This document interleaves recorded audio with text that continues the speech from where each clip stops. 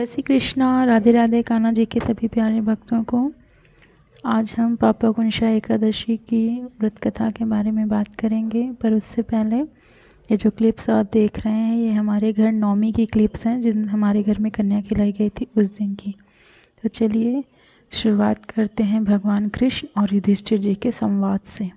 युधिष्ठिर बोले, हे भगवान, अश्विन शुक्ला एकादशी का क्या नाम है? अब आप कृपा करके इस व्रत की विधि और उसका फल कहिए। भगवान कृष्ण ने कहा, हे युधिष्ठिर, इस एकादशी का नाम पापकुंशा एकादशी है। पापों को हरने के कारण ही इस एकादशी को पापकुंशा एकादशी कहते हैं। इस दिन मनुष्य को विधि पूर्वक भगवान पद्मनाभ की पूजा करनी चाहिए। यह एकादशी मनुष्य को मन वांछित फल प्राप्त कराने वाली है। मनुष्य को कठोर तपस्या कर जो फल मिलता है वह फल भगवान गरुड़ध्वज को नमस्कार करने से प्राप्त होता है। जो मनुष्य अज्ञानवश अनेक पाप करते हैं परंतु प्रतिदिन हरि से अपने अपराधों की क्षमा मांगते हैं, वे नरक में नहीं जाते हैं। विष्णु के नाम कीर्तन मात्र से संसार के सब तीर्थों के पुण्य का फल मिल जाता है। जो मनुष्य सारंगपाणि भगवान विष्णु की शरण में जाते हैं उनको कभी भी यम की यातना नहीं भोगनी पड़ती है। जो मनुष्य विष्णु तथा वैष्णव, शिव तथा शिव भक्तों की निंदा करते हैं वे अवश्य नरकवासी होते हैं। सहस्रों वाजपेय और अश्वमेघ यज्ञों से जो फल प्राप्त होता है वह एकादशी के व्रत के 16वें भाग के बराबर भी नहीं होता। इसके समान पवित्र तिथि तीनों लोकों में नहीं है।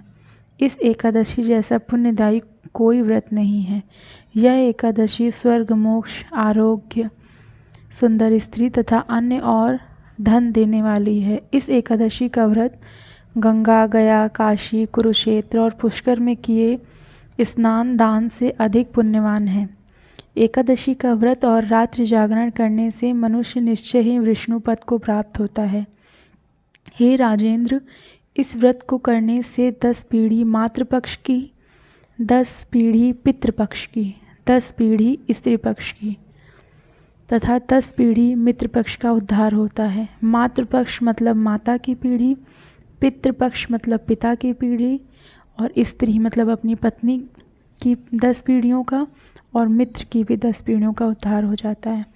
वह सब दिव्य देह धारण करके, देह मतलब शरीर, चतुर्भुज रूप हो पीताम्बर पहने और हाथ में माला लेकर गरुड़ पर चढ़कर विष्णुलोक को जाते हैं। वे नृपोत्तम बालावस्था, युवावस्था और वृद्धावस्था में इस व्रत को करने से पापी मनुष्यों को सद्गति प्राप्त होती है। तिल, भूमि, गौ, अन्न, जल, छत्री तथा जूती दान करने से मनुष्य कभी भी यमराज को नहीं देखता।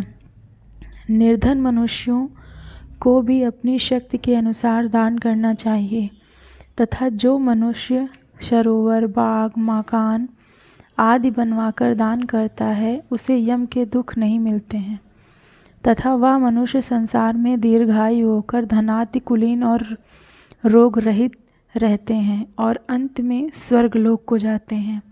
हे राजन, जो व्यक्ति मन, वचन और कर्म से विष्णु भगवान की शरण में जाता है तो स्वयं भगवान उसकी रक्षा करते हैं। तो प्यारे भक्तों, ये रही हमारी एक पापकुंशा एकादशी की व्रत कथा। मैं आशा करती हूँ आप सभी को पसंद आई होगी और ऐसी ही और कथाओं का आनंद लेने के लिए हमारे चैनल लाडला कन्हैया को लाइक, शेयर एंड सब्सक्राइब करिए। सब लोग खुश रहिए, भगवान की कृपा आप सभी पर बनी रहे। जय श्री कृष्णा। राधे राधे।